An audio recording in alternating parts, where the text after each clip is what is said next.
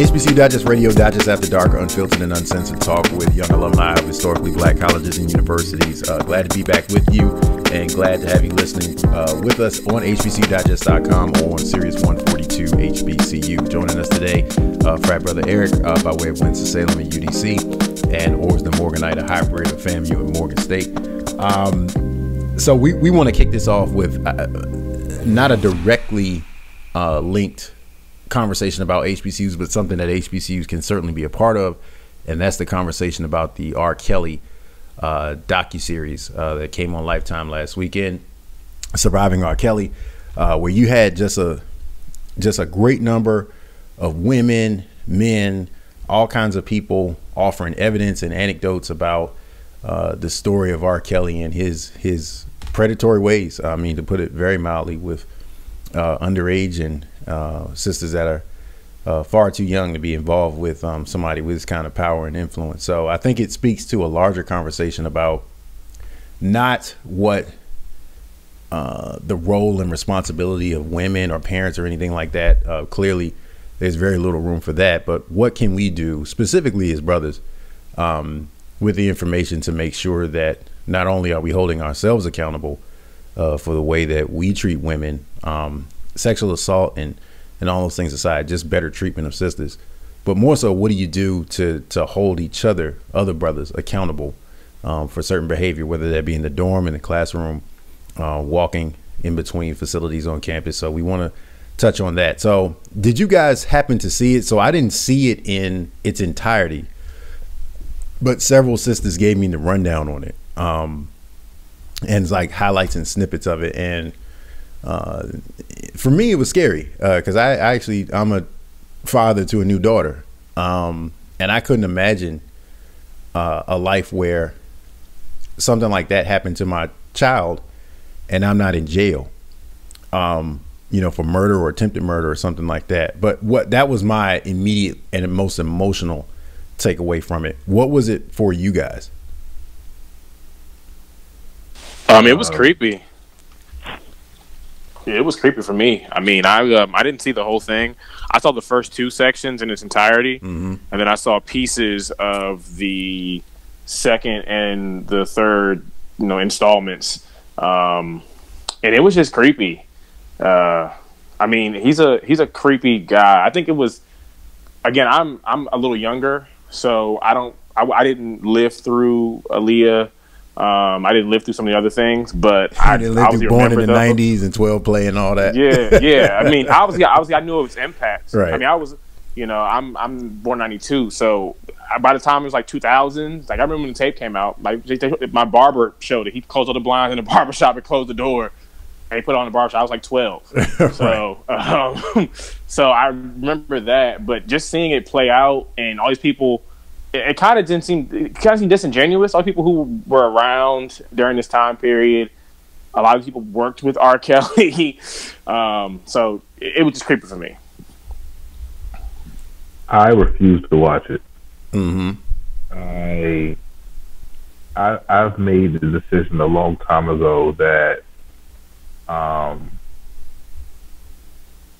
anything regarding that person, I wasn't going to give any energy towards, because in my perspective, he should be thrown under the jail if somebody's father hadn't killed him already. As divisive as a statement that should be. I mean, I'm just going to keep it 100% honest right now. Even in my own path of not necessarily knowing what assault is, at one point, or knowing what constituted as rape or child rape or things like that nature, it's always been I've always been very aware of that people that were older that were dealing with younger people were not doing so purely because of attraction, but they were doing so because of power. And I mean, even in high school, it always just made me feel like weird when girls would talk about how their boyfriends were like 19 and we were like freshmen and sophomore in high school. I was Facts. Right. Facts. Like it would make me feel weird, and I wasn't going to necessarily put it on the girls, because I mean at that time and I took it personal, and I was just like, well, why? It's like, oh, because girls mature faster than boys do, and that's a whole other thing. And I came out. I said on my Facebook page, I think it was like 2 days ago. I said, to me, this is just what makes sense to me. It seems as though girls mature faster than boys was a statement that was created by creepy men to convince younger girls that their pedophilia was normal. If I can manipulate you by telling you that you're smarter than your age, then you will think it's perfectly fine for me to be 19, 20, 21, and to date you at the age of 13, 14, or 15.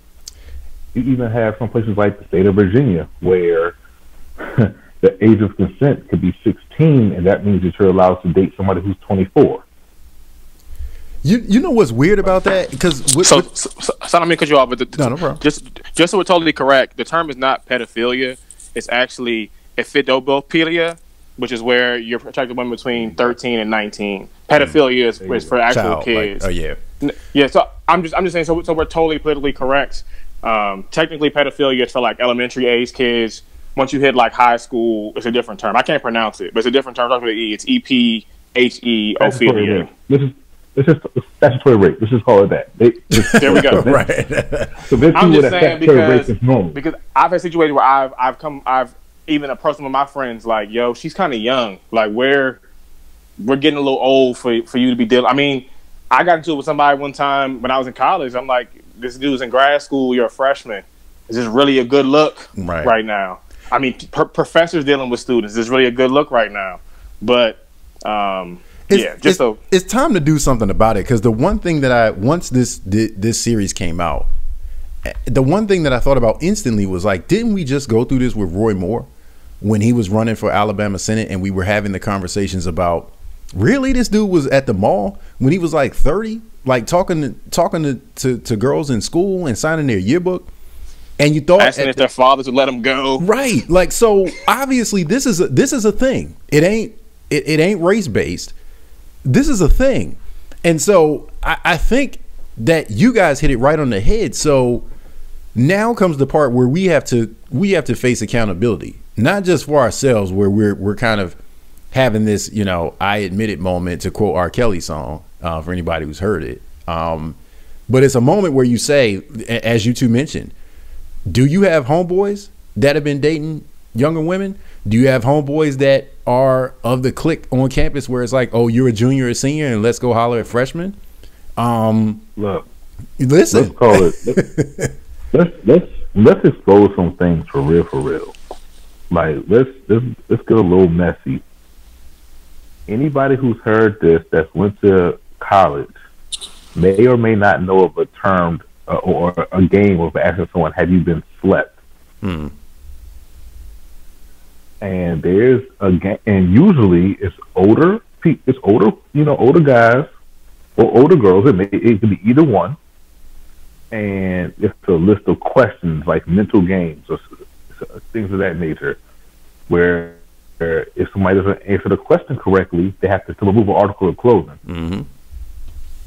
I think like these things happen. Like the amount of gratuitous. And I'm not going to sit here and like act all high and mighty. I drank underage too, but it never was one of those things where I was out here purposely giving folks the strong ass jungle juice, so they can make different decisions, so they could make logical decisions.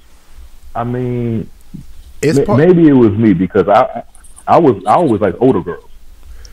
But even that's a different thing. I mean, and again, even with the strong, I mean, I think every campus has a different culture. Right. I went to FAM undergrad. Anyone who's been to FAM knows sometimes we call it alcohol and marijuana university.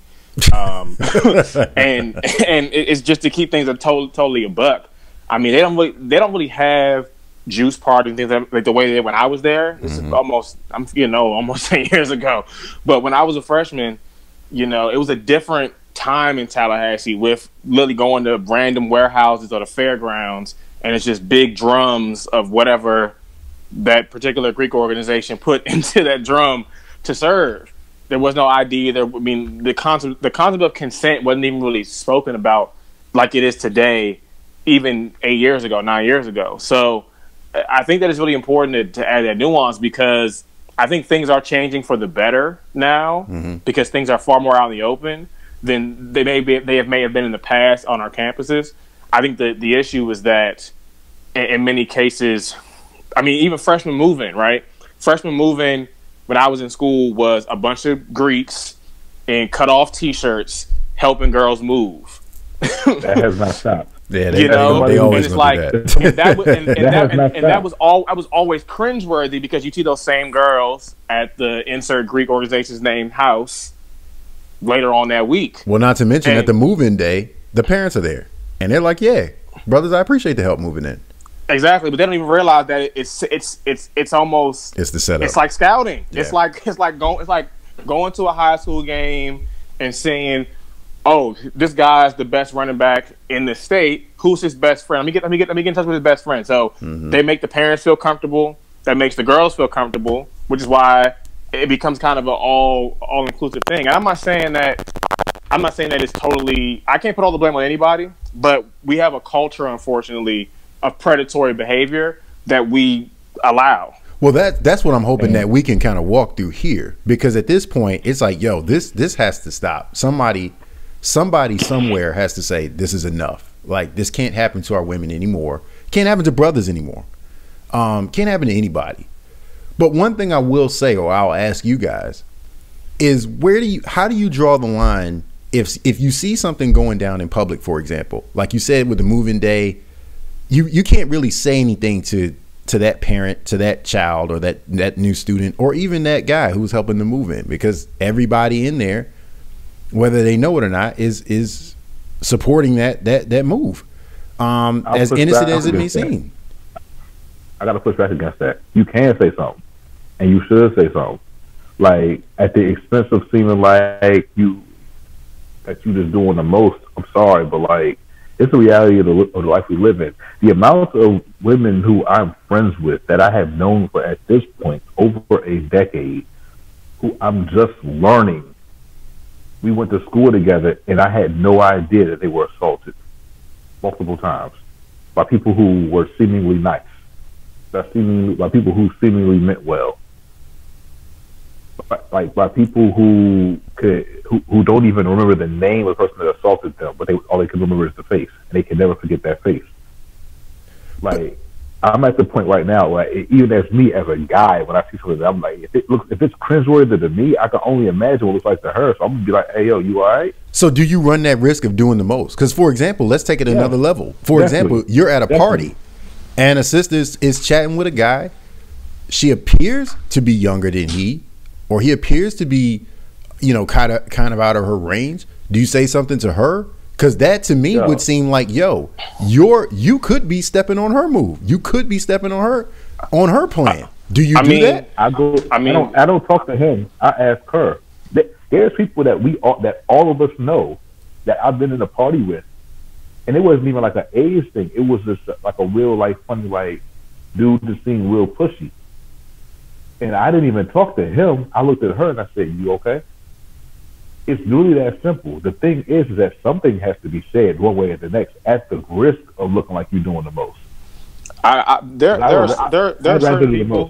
There are certain men who I went to school with, who I know who may be socially cool, a lot of people like, that I don't speak to because of how they've dealt with certain women in my life. So I think that for me, I'm a bit more principled. I'm not going to say a tip a high horse. I'm not perfect, but I think that there has to be more of a conversation about that. And unfortunately, I think that even on our campuses, we create these positions of power inadvertently, be it someone joining a certain organization, or if they're an SGA, or their level in the band, or whatever. And I'm not even hip to what happens in bands or what happens in terms of athletics, because I didn't do that deeply during my time in undergrad, but I know that it exists. And I think that that's part of the issue, is at the levels of power. But also, I don't know if our schools are doing enough to really support freshmen, especially freshman girls. So even though I always talk mess about Harvey, I mean, at least Hampton has some strategy in place where, there's a curfew for freshmen up until homecoming. Like, so it at least gives them time to be on campus for a couple of weeks before they're totally thrown out to the wolves. Or Spelman has a super curfew for everybody, pretty much. Right. And I'm not saying they still don't have issues, but at least there's some strategy in place. Some of our more public campuses, like the schools that I went to, are totally wide open. And Morgan's even more of an extreme example because you got outside factors outside of just the college element. You got regular people who just are in and around. Just so I think that's right.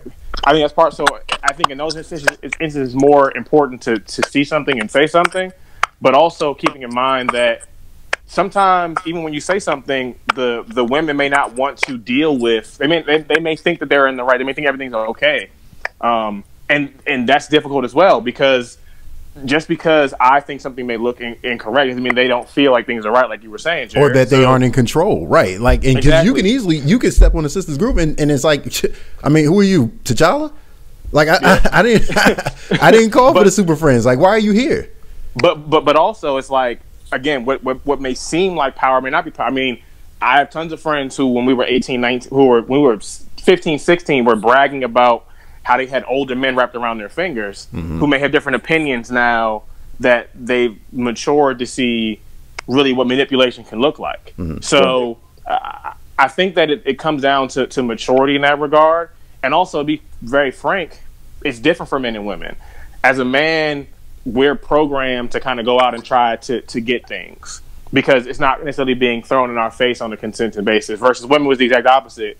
They have more of a chance to pick and choose what they want to entertain. And that causes things to be a bit more jaded because there's not that level. The level of consent is different between men and women. Most men would probably tell you they don't have to consent. It's always yes. Most women probably feel differently. And again, obviously our opinions change as we mature, but when you're 18, you're not thinking straight. I look back and cringe on my decisions when I was 18. Now, I'm not as extreme as some people, but I look back like I really probably shouldn't have done this, shouldn't have done that. And you get that maturity as you get older. I think the issue is that my issue is with the people who are 25, 26. Like, I live near TSU. If I'm driving over to the campus looking at the freshmen walking in out of a dorm, something's wrong with me. But we don't view that in the wrong way in our community as well because, I mean, you think about some of our the most popular relationship in Black urban life is Beyonce and Jay-Z. He's 12 years older than her. He was 31 and she was 19 when they got together. Like, if you want to be real. Now, would you put that in that category? Definitely. Interesting. It's funny. It's 12 years?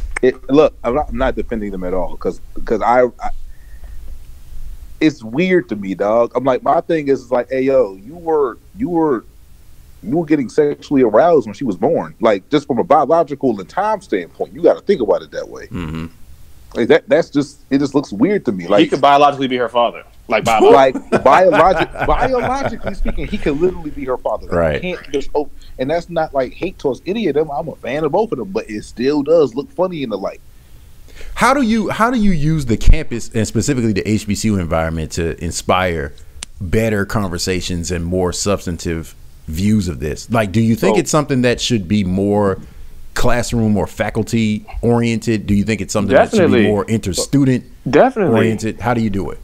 I mean, I know that faculty are allowed to deal with students, although they're not in their class. I just feel like there has to be more of a conversation. And again, I'm not saying that you can't be assaulted as a sophomore, but my focus is really more on what are we doing in that first semester freshman girl? Like, how are we protecting that first semester freshman female student? How are we taking that first semester male student? And how are we giving them an opportunity to really grow and mature within the campus? Because a lot of these incidents happening freshman week, the first couple weeks, homecoming. I mean, people really aren't even comfortable in their space yet, and they're already dealing with these kind of drastic events. I think the first thing that has to be done is you have to address it with leadership. It requires presidents, provosts, faculty, people who are deans to step up and say, this is what the expectation is. This is what we're going to do to keep people safe. Be able having services, have people walked home from different events. I think campuses need to be more proactive in holding their own on-campus parties, be it in students, something of that nature, so they can have more of a control. Yeah. Because again, allowing the organizations to have their own events somewhere off only creates more of an environment. But I think that schools are afraid because of the alcohol thing, because people are going to drink. and there's no alcohol, no one's gonna come. So here goes my thing. It's an issue. I think there needs to be like a come to Jesus moment on a lot of our HBCU campuses surrounding this topic. The coddling and excusing of black male behavior because we recognize how at risk black men are in the general society. And the reason that this is a topic is because whether people don't realize it or not, a lot of people are trying to defend the things that R. Kelly and other like regular Joe Smo type black dudes do is because of the fear of what happens to black men in the system. But I'm going to just say it right now. If a black dude is violating black people, he deserves to be in jail. Point blank, period. And that's a fact. But I think that you have to, not you, but I think we have to couch it like, how do we separate the two? Like, here's a brother behaving badly versus a brother who needs to go to jail. But that's how it like brother behaving like. How are we defining behaving badly? My thing, like, if you're doing like messed up things you doing messed up things within our own community, why should we be saving you? What? Because think about our HBCU campuses. Think about we talk about the ratios of students on our HBCU campuses all the time. Right. I was 17 years old when I stepped foot on Winston-Salem State's campus. I was 17 for an entire first semester. I ain't get carded for nothing that with me being 18. They needed a college ID. I could have did anything I wanted to for the most part as if I was an adult. It was a different level of standard because, at least you're a black dude in college. You're doing right. Well, here's the question I would ask. We need to have that conversation. So let's break it down that way. Let's take it on alcohol since we talked about that. If you catch somebody in their room and you got a dry campus and he has alcohol, should he be suspended or expelled? Because you could say that is an escalator to a possible crime. Whether it could be a misdemeanor like public drunkenness, or you may sexually assault somebody. But even with that, I have friends who got kicked out for marijuana, for instance, right? Mm-hmm. One friend got kicked off a patty for marijuana.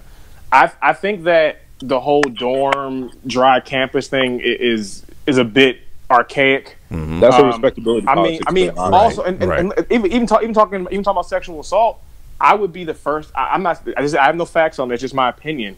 I think that our archaic visitation policies are part of the problem. I feel like a lot of freshman women look at older men because they can't even invite people to their own room. Right. Why would you want to date somebody who's a freshman like you living on campus? You can't even spend private time together. Right. Because again, most of our campuses don't have visitation policies. And if they do, they like until recently Winston-Salem only there was a freshman male dorm and there was like 3 freshman female dorms. And there was a whole thing surrounding about being a quote unquote brown bunny. If you went over to Brown Hall, you were a brown bunny. Like we had giblets. If you were in Gibbs Hall, we had giblets. Mm-hmm. Right. So it was like, oh, okay. So why would I mess with you? You ain't even got your own room for real. You in the freshman dorm, but if I go over to the upperclassmen dorms, well, I can go off campus. But here goes the thing, mind you, we're not saying that makes anybody 100% safer, but you kind of control the situation. You can control who comes over. Exactly. You just trying to get out your freshman dorm. It's part of the culture about how people make choices, and that's our a policy schools are too hands off. Yeah, right. But the policy is too. I mean, we're very much like, don't do it in front of me. I didn't see it happen, and that's more of my issue. Is that Morgan tried to have student center parties. They always got shut down because of fights. But again, I probably saw like 2 fights my entire time at FAM. Probably saw 2 fights a day at Morgan. Different, just a very different. Tell them how real it is in East Baltimore. just a very, very, very different culture on campus. I did not see a lot of fights at FAM. I saw tons of fights at Morgan. Yeah, but I think that part of it also has to be a conversation of. I think the legal drinking age should be 18 anyway. I feel like we have these kind of segued of you can't drink until you're 21, you can smoke at 18, you can't rent a car till 25. I mean, we have too many different age variants for what truly makes you an adult in this country. I didn't really feel like an adult until I kicked off my parents' health insurance, and that was about a year ago. So I think that there has to be some conversation with administration, be it at private, but especially at our big public schools, your A&Ts, your FAMs, your Morgans, Winston-Salem, those type of schools that have large amounts of students, about what can the schools do to more control what goes on. For instance, at GW, for instance, GW owns all of their Greek houses. And all of the Greek organizations have to live within GW's confines. And if they mess up, they lose the house. But there's so much control over it. Nothing that goes on in that property, everything that goes on in the Greek house at GW falls under the university's guidelines. Versus at a school I was at, like FAM, where the Greek houses are a block away from the campus and it's private land. Whatever happens there, happens there. And there's really it's nothing that a school can do to protect students in that instance. Now, I'm not saying that our HBCUs can afford that type of policy, but those type of things are more forward thinking to protect students versus what I've seen in my experience, which is once you're off this campus, once you're no longer a freshman for real, we don't really care what happens to you. And I think that's not a good policy to have. Now, here goes another thing about this conversation that needs to take place too, because a lot of administrators they're lying to themselves. A lot of administrators swear that certain acts don't take place on their campuses. If we really want to have that conversation too, there are a lot of people who run certain colleges and universities that are not real about what goes down in the dorm rooms. If we just keeping it 100 right now, and I'm sitting here thinking to myself like, yo, I mean, yeah, people that I know personally. Well, I would hope they wouldn't know what goes down. I mean, unless it's crime. I mean, unless it's assault. Like, they don't know when assault. Look, I'm gonna give a direct story. All right, and this is gonna throw y'all off too, because this is the way the conversation has to go when you're talking about sexual assault in general. Because some things are better and some things are just a different thing you have to address. What do you do when you find out that a roommate that two people move into the same room? Right, they're friends. They move into the same room, so they're the same gender. They're living in a 2-bed. It's a room that has 2 beds in it. They share a bathroom, all of that, right? What happens if you find out like 3.5, 4 months later that they're actually dating? Yeah, and they're using the room as though like they're playing house, like it's an apartment. Yeah, that's the thing. Yeah, and then you turn around and find out that one of them has been abusing the other one for the last 3.5 months since they've been sharing the same property. Let's not forget the same story. Because of how we look at gender, we don't even assume that's a possibility. Right. I mean, but I think let's not forget a FAMU basketball player. When I was there, a FAMU women's basketball player, while I was there, was murdered by her girlfriend in what's considered like a pseudo off-campus. I think it was in Adams Point, a pseudo off-campus apartment, and the school had a terrible PR response to it because they weren't even willing to go out and say this is the person's girlfriend immediately. The initial report said it was a dispute over like clothes or something like that, and obviously things came out that they were dating. They were on the basketball team, and the girl was stabbed and found dead in the bathtub. But again, we don't want to talk this type of thing because we don't even address students like that on our campus. There's a lot that you got to unpack with it. I mean, because same-sex dating and relationships and abuse and crime or sexual assault that can take place in that is just as viable a conversation as the ones that are heterosexual. But it's difficult from an administrative perspective. It's one of those things like this isn't Minority Report. Like you can't prohibit but so much crime. You gotta. It's we don't have precogs running around here. It's more. What does the institution do to prepare for the inevitability of it, and what does the institution do in response to when, like I said, it inevitably happens? Well, for one, all the private institutions that are ran by some faith-based group will feel they need to get real about reality. That's the first thing. Well, I mean, and that's a difficult thing too, because a lot of students will give you feedback and say, if you start having conversations about sexuality, about abuse, about drug abuse, about same-sex relationships, I'm just saying, if you do that, then some students will say, I didn't sign up for this if you're at a certain campus. Because some students choose a school like Oakwood. To say I'm coming here because I don't want those conversations. I have a way of life that I live, and I think that this school facilitates that. So some of the conversations, while I know they exist, I don't necessarily want to hear them here. And so if you introduce it, it could be a problem. But also you can't have these public schools. I'm not going to use any names, but some of these southern public schools that operate with administration like they are a public, like they are a private Christian school. Right. And it was even some situations where I had people on Twitter last year where I wasn't defending the behavior, but let's be real. Some of these southern public HBCUs, and we can think of a bunch of them, have administration who act like they are at Oakwood or they are at Spelman or some of these more traditionally Christian schools, because again, our public HBCUs are not public in the same way that a lot of other ones are. Like, for instance, Morgan's a private school. It's a Christian school at its base, but it's a public school. So even though it's been public for over almost 100 years at this point, it still intrinsically has some of those things that make it more overly Christian and conservative than a school than maybe some other public schools that are a bit more open, who've been public the entire time. And again, but that's part of the conversation. Some people in the base like that.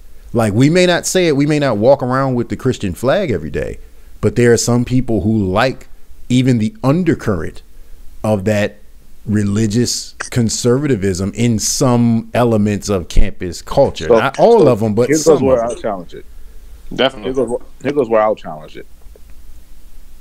Having these conversations, if it's on a focus of morality, from a standpoint of taking advantage of other people, from the unfair use of power over another individual, those aren't counteractive to anything of any faith. Right.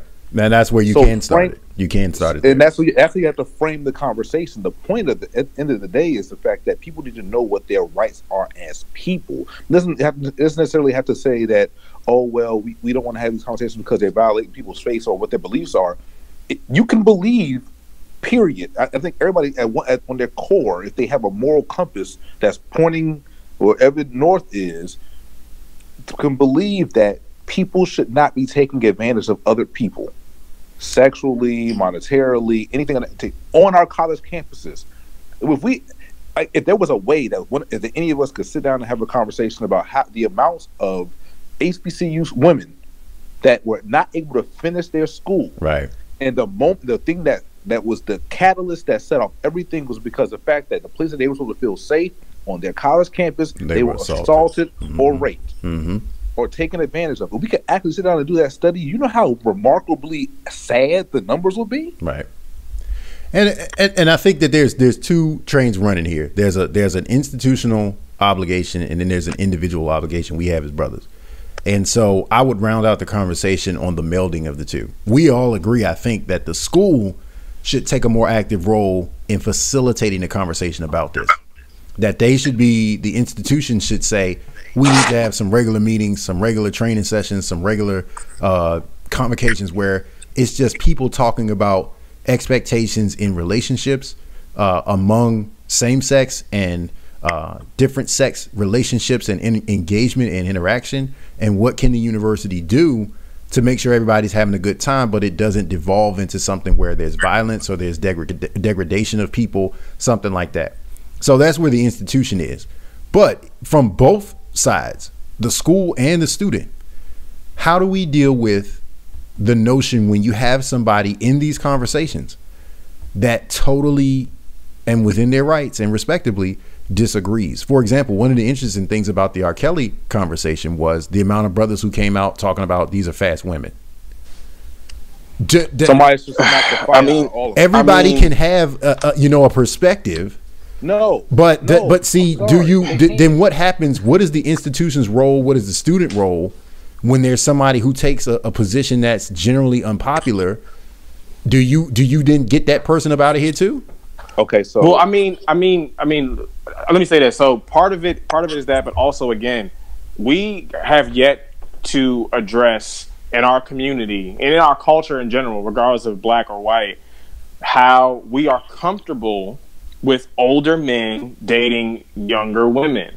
And I think that's the basis of the R. Kelly thing, is that there are people in this world, men and women, who are comfortable with their daughters or sons dealing with older people. I mean, I went to high school with a girl whose mother encouraged her to not date anyone in college because she didn't want her dating anyone who was broke.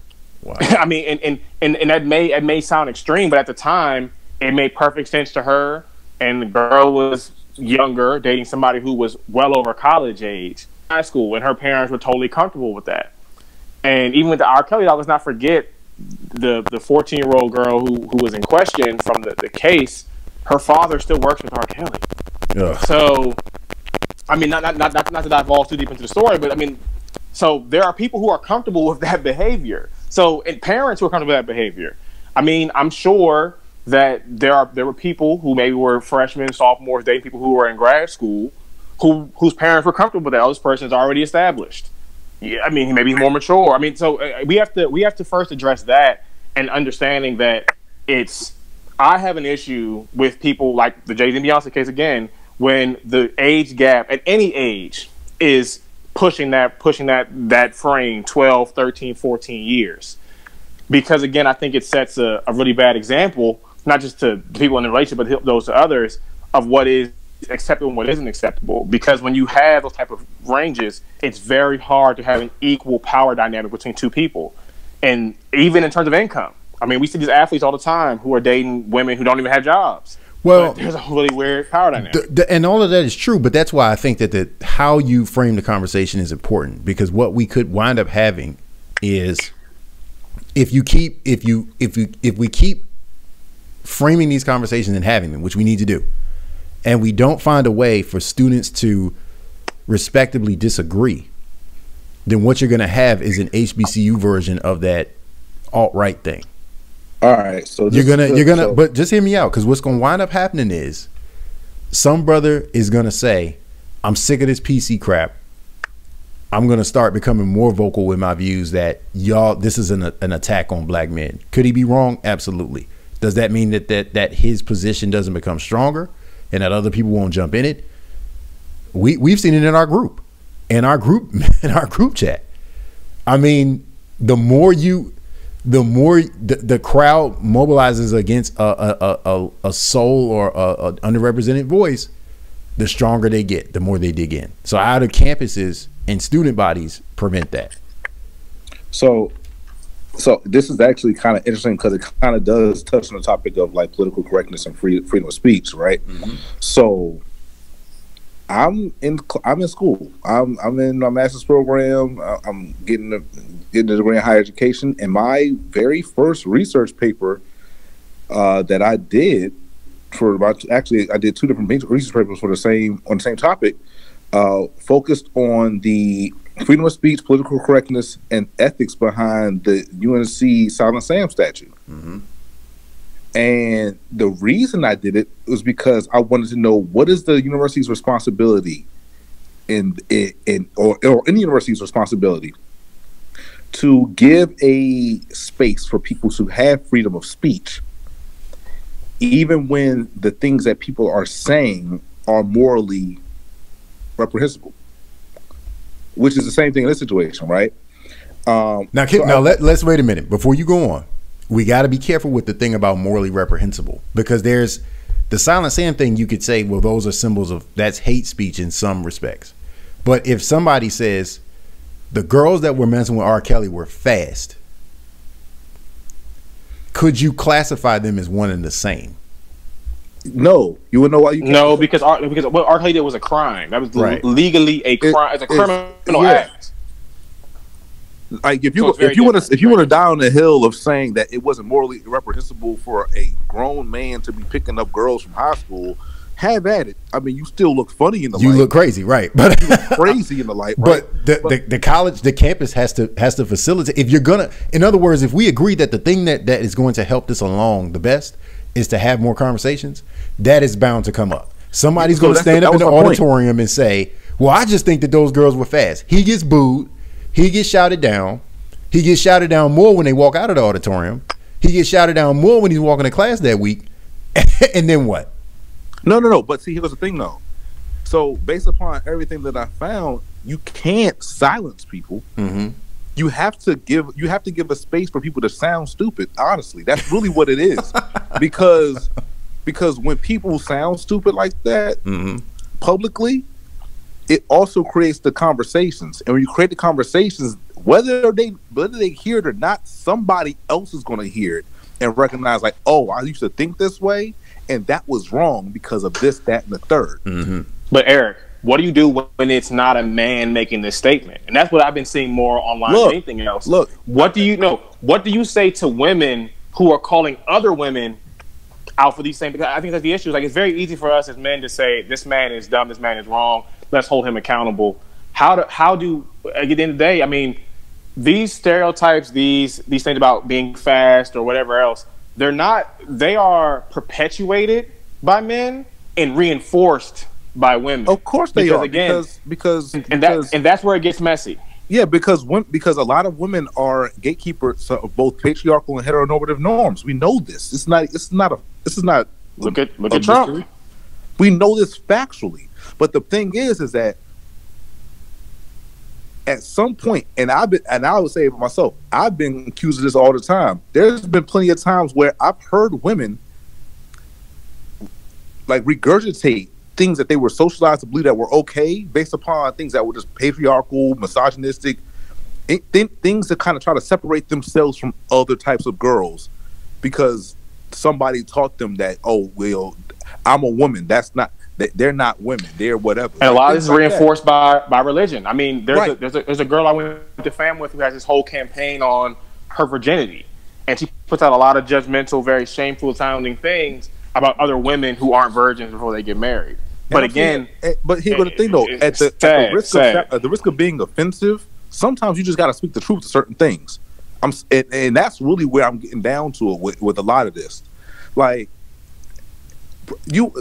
for instance, you want to say somebody's fast, and I'm like, all right, so were all the women in your family had their children or your cousins or this, that, and the third while they were married? But even then, you have to. But I'm saying you have to ask the questions to make people look at themselves. Perhaps. Because I mean, I'm sorry. I didn't mean to cut you off, Eric. Go ahead.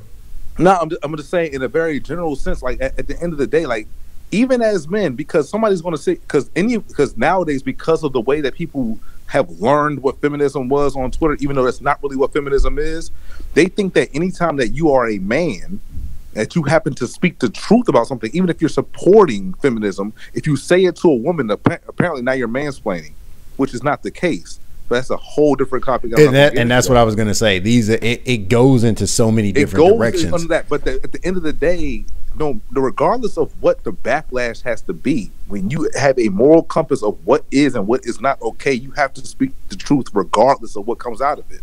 And our institutions need to have that responsibility, not to have an opinion on one side or the next. Speak to facts. Speak to what the actual truth of a situation actually is. If you stay with the facts that can actually be credibly found and supported, people can argue against you all they want to. They got to come with facts, and that's what it comes down to. But at the end of the day, our schools have to have the gusto to take that stand and be like, well, you feel that way, and this is how you feel. But the facts are this, that, and the third. Well, even then, you got to be careful with that because somebody could say, well, the fact is R. Kelly's never been convicted. The fact is that the majority of people that have been assaulted, their assaulters will never get convicted. Exactly. And so see, it always goes back to facts one way or the next. And that's why I think that the institutions, like in light of this story, especially because school is going to start back up in a couple weeks, that could be one of the first things that the Greek organizations, the SGA, a lot of the different clubs, even the sports teams, should just start saying, yo, let's facilitate some conversations about this and use the R. Kelly story to have a better understanding or time to have some real talk about how do brothers and sisters get along on campus. What do brothers and sisters think about each other? How much or how little do we trust each other with our bodies, with our perspectives? I mean, because at this point, it's like warfare and people are unwitting soldiers in it. And then you see a story like this and it spawns so much passion and reaction that you don't even get down to the nuts and bolts of why do we do what we do. And so, it's a good thing. It's a frightening thing, like you said, or it's like that series was frightening. To think that a human being could do that to other human beings. But hopefully, if there is something positive to take out of it, is that it starts with men being unafraid to say, there's a problem and I can do better, making sure that I and other cats that I know aren't contributing to that problem. And asking of the schools, can you help us facilitate this so we can break it down part by part, so we can talk about respectability in the bedroom, so we can talk about same-sex engagement and violence and domestic abuse and stuff, so we can talk about patriarchy, so we can talk about class, so we can talk about geography. I date people off campus because they got their own apartment, and make that part of the conversation about policy, because what we're doing at this point, it's simply not working. It's simply not working. And for HBCUs particularly, where there are issues of rape and assault and abuse and all that, but in far less number, at least comparatively to bigger PWIs with 30,000 plus students, somebody got to take the lead. And it can't always be sisters who are in the position of trying to survive through a trauma.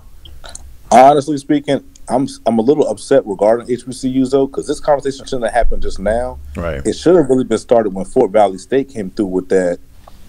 And we haven't even talked about that. And we haven't. Don't even get me. That's something. That's something separate. I'm gonna talk to y'all offline. As soon as we're done, I'm talking to y'all offline. I got so many things to say. I'm gonna tell y'all offline. Like, we get offline. So we're gonna wrap up this conversation now, before we intertwine two totally different stories. But brothers, I appreciate it. And it's something that I hope that on Dodgers After Dark we can continue to do, and certainly next time with sisters as a part of it. But I felt it important that brothers and brothers only just said, hey, let's get some real insight out that we have about this, and hopefully the people would see that we were coming from a genuine and caring place of trying to get ourselves and trying to get others better. So I appreciate you guys' boldness for doing it. Thank you guys all for listening today. Again, check us out on hbcdigest.com on Sirius 142 HBCU Radio. This is Digest After Dark. We'll see you next time. Peace.